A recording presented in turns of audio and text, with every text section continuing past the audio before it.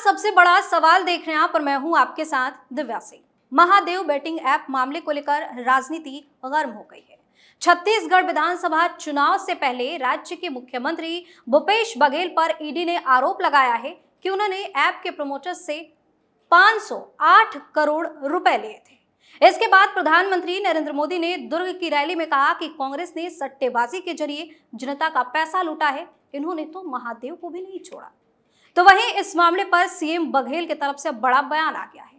भूपेश बघेल ने पूर्व सीएम रमन सिंह पर आरोप लगाया है। उन्होंने कहा है कि 5 साल पहले उन्हें फंसाने की कोशिश की गई थी। सीएम बघेल ने कहा कि उसी दिन से प्रदेश में भाजपा के पतन की शुरुआत हो गई थी। इसी पर चर्चा करने के लिए मेरे साथ स्टूडियो में मौजूद है कैपिटल टीवी के editor in chief doctor Manish Kumar. Doctor साहब, स्वागत है आपका। धन्यवाद। खुद को बचाने के चक्कर में कुछ भी अनाप शनाप बोले जा रहे हैं। देखिए, राजनीति कितनी बेशर्म चीज हो गई है। आपके ऊपर आरोप लग रहा है, लोग पकड़े जा रहे हैं, नोटों का बंडल, नोटों का पहाड़ मिल रहा है आपके राज्य में, और प्रदेश का मुख्यमंत्री का नाम भी उसमें आ रहा है, और ये कह रहे हैं कि जो करना है कर लो। हम ना उसके लिए इस्तीफा देंगे, ना माफी मांगेंगे, हम कुछ नहीं करेंगे। पैसा सट्टा बाजार से आ गया तो क्या हो गया? हम सट्टा के जरिए हम सत्ता पे पहुंचेंगे, यही बघेल साहब कह रहे हैं, सट्टा से सत्ता तक।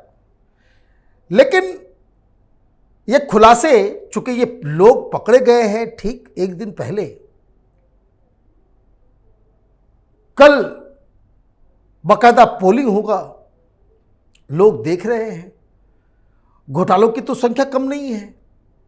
कांग्रेस पार्टी जहां रहेगी वहां घोटाला होना वो तो लाजमी है, वो तो जन्मसिद्ध अधिकार है कांग्रेस पार्टी का कि सरकार में आया नहीं कि घोटाला करेंगे। राजस्थान में देखिए वही हाल है, छत्तीसगढ़ में वही हाल है।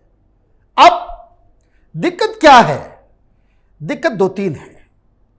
पहली चीज, ये ईडी ने साफ साफ कह दिया कि जो असीम दास नाम का व्यक्ति पकड़ा गया, जिसके पास से वो नोटों का पहाड़ मिला है, उसके फोन और उसके ईमेल को हमने फोरेंसिक लैब में देकर के जांच करवाया, और वहां पे हमें इस तरह के इनक्रिमिनेटिंग प्रूफ्स मिले हैं, सबूत ऐसे कि अकाट्य हैं, जिसको काटा नहीं जा सकता, जिसको चैलेंज नहीं किया जा सकता। और ये सारे सबूत चीख चीख के कह रहे हैं कि दुबई से माल आया, दुबई से हमें कहा गया कि ये माल छत्तीसगढ़ के महामहिम मुख्यमंत्री श्री बघेल साहब को देना है। यही कहा जा रहा है, ये कोई अफवाह नहीं है। ईडी का ऑफिशियल स्टेटमेंट है कि असीम दास ने बाकायदा इस चीज को कबूला। सिर्फ कबूला ही नहीं, जब उसके फोन को खंगाला गया तो मालूम चल रहा है कि वो ये जो महादेव ऐप है उसके बहुत ही सीईओ टाइप के बड़े वरिष्ठ शुभम नाम का शख्स उसके साथ वो बातचीत करता था, तो व्हाट्सएप पे वो वॉइस नोट पे मैसेज भेजा करता था। उस सारे वॉइस नोट्स जो है वो मिल गए हैं, और जिसमें साफ साफ बोला जा रहा है कि बघेल को पहुंचाना है। कोई वहां छोटा मोटा डीएसपी है, डीएसपी नहीं सॉरी सब इंस्पेक्टर है, पूरे छत्तीसगढ़ के पुलिस महकमे को चला रहा है। सारे आईपीएस वहां पे जो है वो शर्म के मारे शर्मसार होकर के बैठे हुए हैं। मालूम चल रहा है कोई भीम नाम का एक अदना सा कांस्टेबल पकड़ा गया है, जो ये पैसे सीएम और इधर उधर में लगा हुआ था, वो हवाला के साथ जुड़ा हुआ था। उसको सस्पेंड करने के बजाय अब आप देखिए कैसा चल रहा है वहां पे पुलिस। सारे आईपीएस जो है वो नतमस्तक हो गए। नौकरी बचाने के चक्कर में पूरे राज्य के पुलिस सिस्टम को तबाह बर्बाद कर दिया। ये ठीक वैसे ही उगाही जब चल रहा था, ये इंडिया अलायंस का गठबंधन जब चल रहा था महाराष्ट्र के अंदर, कैसे एक हवलदार वो वाजे बड़ी बड़ी गाड़ियों में घूम के पैसे वसूली कर रहा था और होम मिनिस्टर वसूली करवा रहा था। तो ये तो आप ये देखिए, हिंदुस्तान की जनता बड़ा माफ करने वाली है, बहुत बड़ा दिल है। चोर उचक्कों, दलालों, बेईमानों, भ्रष्टाचारियों को भी माफ कर देती है, जाकर के वोट दे आती है। कोई सभ्य समाज होता जहां अकाउंटेबिलिटी होती, ये सब जेल के अंदर होते, लेकिन देर सवेर होता है, एट रैंडम, माने तुरंत नहीं होता। हिंदुस्तान का सिस्टम थोड़ा लेट लतीफ है, लेकिन फिर भी वाजे जेल के अंदर है ना भाई। पैसे इकट्ठा कर रहा था, सीधे सीधे कमिश्नर के कमरे में घुसता था। तो अब छत्तीसगढ़ में भी कई सारे वाजे घूम रहे हैं। किसी आईपीएस ऑफिसर के इतना दम नहीं है, ये क्यों ये यूपीएससी के एग्जाम में क्यों आईपीएस बन करके बैठे हुए हो भाई? तुम्हारे अंदर एक कांस्टेबल है, वो दर्जनों बार दुबई जा रहा है, उससे कोई पूछ नहीं सकता भाई दुबई दुबई करने क्या जा रहे हो? कांस्टेबल के पास इतना पैसा कहां से आया टिकट लेने का?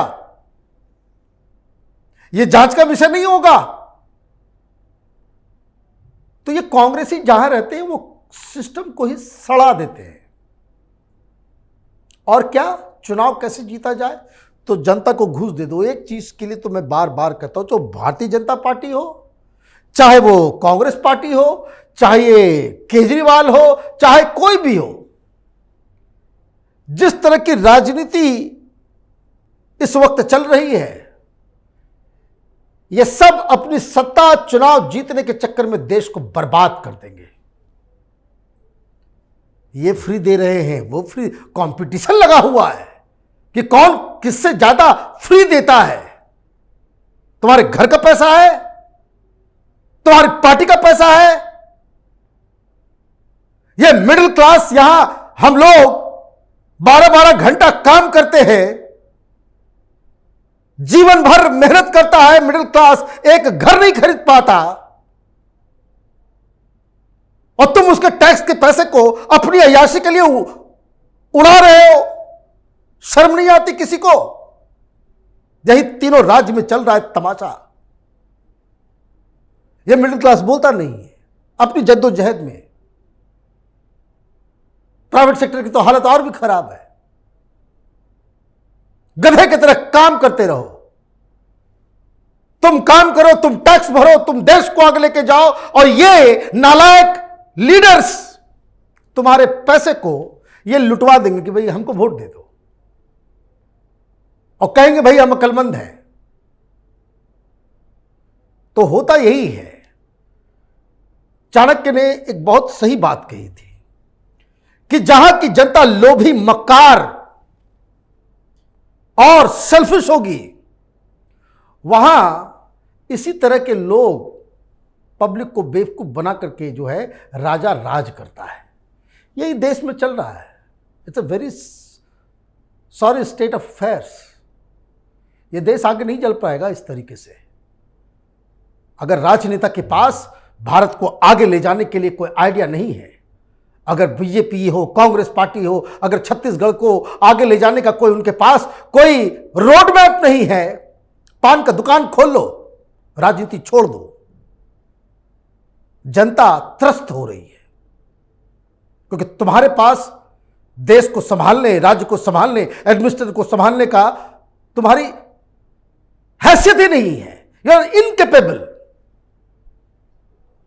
आप कर क्या सकते हो? तो दुबई से माल खा करके आप सरकार चला सकते हो। हैं?